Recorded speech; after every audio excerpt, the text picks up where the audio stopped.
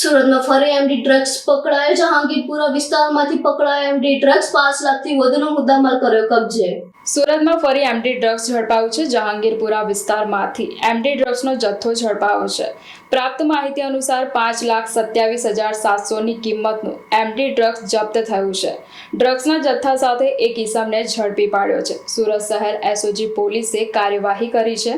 સુરત શહેર Jahangirpura Sayan road વરિયાવાવ junction સર્કલની સામે watch ગોઠવી હતી, જ્યાં આરોપી ટોયોટો કંપનીની 4 વ્હીલર કારમાં હતો.